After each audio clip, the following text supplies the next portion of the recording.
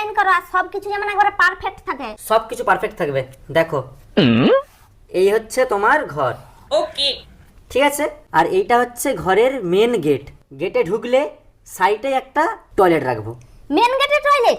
আরে তোমার ঘরে ঢুকতে ঢুকতে যদি তোমাকে হাগু পেয়ে যায় তখন তুমি কি করবে? তখন তোমাকে টয়লেট যেতে হবে, তো সেই কারণে মেন গেটে ঢুকার পরেই এখানে একটা টয়লেটের ব্যবস্থা করে রাখলাম, ঠিক আছে? তারপরে দেখো তোমার এখানে একটা বেডরুম করব। বেডরুমের ভেতরে এখানে বেড থাকবে, ওকে। আর এই সাইডটা একটা টয়লেট রাখবো, ঠিক আছে? বেডরুমে টয়লেট? আরে বেডরুমে ধরো তুমি ঘুমাচ্ছ, এবার সেই সময় যদি তোমাকে জোর হাগু পেয়ে যায় তখন তুমি কি করবে? তখন তো তোমাকে হাগু করতে যেতে হবে, তুমি কি আবার সেই বাইরে যাবে? তার থেকে ভালো বেডরুমের ভিতরে একটা টয়লেট, ওকে। বুঝতে পারলে? তারপরে তোমার ধরো এখানে একটা কিচেন, ঠিক আছে? কিচেনটা একটু ছোট করবো, কিচেনটা বেশি বড় দরকার নেই। তো কিচেনের ভেতরে এখানে ধরো টেবিল রাখবো, মানে এখানে রান্না টান্না সবকিছু করবে, আর এই ভেতরে একটা টয়লেট রাখবো। না না, একটা নয়, দুটো টয়লেট রাখবো। রান্নাঘরে টয়লেট, তাও আবার দুটো?